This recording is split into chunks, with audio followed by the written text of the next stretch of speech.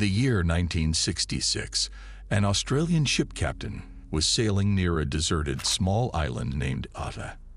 As he observed the island through his binoculars, he noticed smoke rising from the forest trees. How smoke could come from such a desolate place baffled him. While he continued to gaze through the binoculars, a person suddenly emerged from among the trees. This individual was dressed only in shorts, and his long hair suggested that he belonged to a local tribe. The stranger immediately started waving and shouting upon spotting the boat. Afterward, he threw himself into the sea and began swimming toward the boat. At this point, the captain began to feel fear creeping in. He grabbed the rifle he had on board and prepared to confront this mysterious person. The person reached the boat, and it became apparent to the captain that he was a teenage boy. The boy introduced himself as Stefan. He explained that there were 5 other boys with him on the island, and they had been stranded there for the past 15 months. Today's video tells an incredible tale of survival. 6 boys embarked on an escape from school, only to find themselves lost and stranded on a deserted island. How did this happen? And how did they manage to survive in this isolated place for so long? These are the questions we'll uncover in today's story. Our story begins in the year 1965, in a country called the Kingdom of Tonga. This nation consists of a group of small islands in the Pacific Ocean, located to the east of Australia. Our protagonists are these 6 teenagers whose pictures you see now: Sione, Stephen, Kolo, David, Luke, and Mano. They were students at a Catholic school, which happened to be a boarding school, meaning the students lived on the premises. This school had strict and oppressive rules, and the students had limited freedom. They were only allowed to venture out once a week under the watchful eyes of the teachers, who were monks and nuns. Punishments were severe for any wrongdoing or disobedience. Our 6 young heroes, aged between 14 and 16 at the time, felt trapped in this environment. They often gathered to discuss dreams of freedom, imagining a world where they could do as they pleased. One day, as they were gathered in the lunchroom, the oldest among them, Sione, proposed an audacious plan: escaping. When one of them asked, "Escape to where?" Sione replied, "We'll go to Fiji." An island located in the same region of the Pacific Ocean, was larger and more developed than the Kingdom of Tonga, but it was a considerable distance away.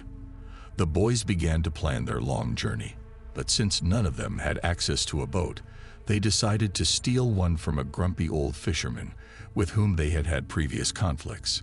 He seemed like a suitable target. They agreed to depart at night to give themselves time to distance themselves from the island before anyone discovered their escape. After about an hour past bedtime in the school, and once they were sure that most of the students and teachers were asleep, they quietly slipped out of their rooms, scaled the school's wall, and made their escape to the beach. There, they found the boat belonging to the grumpy fisherman and loaded their essentials on board. They also brought some food, fruits, and even a portable gas stove for cooking the fish they intended to catch at sea. Their innocence and lack of survival skills led them to gather only a scant amount of provisions. It was clear that it wouldn't be enough for a long journey like this one. All they had were a few bananas and some coconuts, which didn't seem like much to rely on for their challenging adventure. However, none of them thought to bring a compass or a map, the most basic tools for navigation. The distance from Tonga to Fiji was over 750 kilometers, and not one of them had considered bringing the simplest tool to help them maintain their course. Regardless, they continued on their journey. About 2 hours into their voyage, they had moved a significant distance from the coast. Everything seemed fine, and things were going well. But as dawn approached, they started making mistakes. The boys were beginning to feel tired, as they were not used to staying awake late since their school strictly regulated their bedtime. One by one, they started to doze off until they were all asleep. And they left the boat with its sail unfurled, and the wind played with it, changing its direction randomly. The boys only woke up when they heard thunder. They were suddenly caught in a storm in the middle of the ocean. They awoke in a state of panic and immediately tried to raise the sail, but before they could do so, they discovered that the sail was already torn and tattered. Having been old and fragile to begin with, the storm had shredded it to pieces and tossed it away. The 6 teenagers spent the duration of this storm holding onto the boat, desperately trying not to fall into the ocean. Finally, after the storm had subsided and the weather improved, they found themselves in a dire situation. They had no idea of their location, and without a sail, they had no control over the boat's direction. They remained in this precarious state for 8 long days. The sea's waves tossed them aimlessly, and their limited supplies of food and water had run out.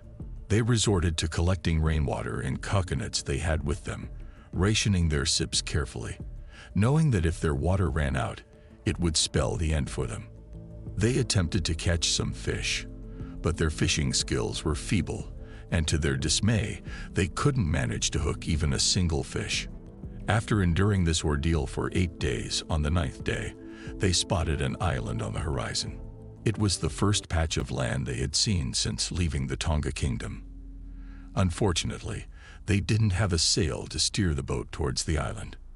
They resorted to paddling with their bare hands, using any available objects that could assist them, and luckily, the waves were somewhat favorable. Finally, as evening approached, they drew closer to the island. But their joy quickly faded as they approached the island. They discovered that this side of the island was covered in rocks and had a treacherous cliff. The scene was perilous, with the waves pushing them towards the rocks and smashing their boat. They miraculously survived despite sustaining minor injuries and were able to climb onto some rocks. However, they hadn't fully entered the island yet, and the raging waves still posed a significant threat to their lives. They made several attempts to scale the rocks and cliffs, but all proved futile.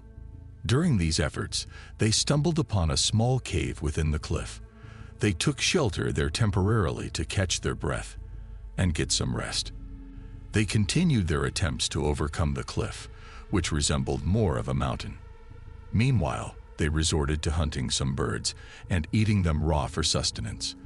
The situation was incredibly challenging, and they endured this ordeal for 33 grueling hours. Things looked dire. They decided to take the risk and attempt to climb the cliff once more from a different angle that appeared exceedingly dangerous. They began the climb cautiously, well aware that any mistake could cost them their lives. After immense effort and perseverance, they finally managed to overcome the cliff and successfully enter the island. Exhausted, they collapsed onto the sand and fell asleep from sheer fatigue. They awoke only after the sun had risen on the 2nd day. From here, their journey of survival would begin in earnest. The island they had reached was called Ata, and it had been deserted for over 100 years. It had been inhabited by indigenous people. However, they were suddenly raided by slave traders who abducted every last one of them, men, women, and children, leaving the island utterly abandoned. When the 6 boys awoke from their slumber, they set about searching for food and managed to fashion simple wooden huts from the available trees. They crafted wooden sticks, sharpening the ends with stones, which they used for fishing. Unfortunately, they had no means to start a fire, so they resorted to eating their fish raw. They were constantly thirsty, and without a source of fresh drinking water, they began capturing seagulls, drinking their blood, and consuming their eggs. To them, any food or drink, no matter how unpalatable, was a lifeline, for they knew that without it, they would perish from hunger and thirst. But the most exciting thing happened after they had spent 6 months on the island. They managed to light a fire for the first time. This was a big achievement because, after all those months of eating raw food, they could now cook their meals. First, they made sure to light 2 fires in different places. This was a smart move to make sure they always had a fire burning. This newfound ability to kindle fire not only brought a flicker of hope, but also marked a turning point in their survival journey. And because fire became a precious commodity for them, They created a schedule they called the Fire Preservation Schedule, and each one took turns feeding the flames, adding wood, and ensuring it stayed lit. At night, they gathered around the fire in a circle, holding hands and singing. The second fire they kindled was strategically placed on the edge of the island to catch the attention of passing ships and sailors. This would serve as a signal, a beacon of hope, to attract potential rescuers and ultimately lead them back to civilization. One day, Stefan and one of the boys ventured to the cliffs of the island to capture some seagulls. They did manage to catch a few of these birds, but Stefan wanted to catch even more. However, as he was attempting to capture another seagull, he slipped from the top of the cliff and plummeted from a height of approximately 15 meters, crashing into the rocks below. Luckily, he miraculously survived the fall, but his leg was badly broken. His companion immediately called for help from the others, and they rushed to Stefan's aid, helping him climb back up and taking him to their camp. Because of this fracture, Stefan endured an additional 4 months of suffering.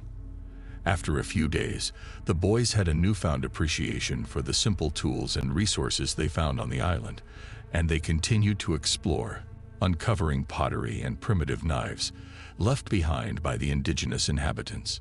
They even came across chickens, which proved to be a significant boon for them. They never expected to find such riches on the island, and they treasured every discovery. However, their journey was far from over.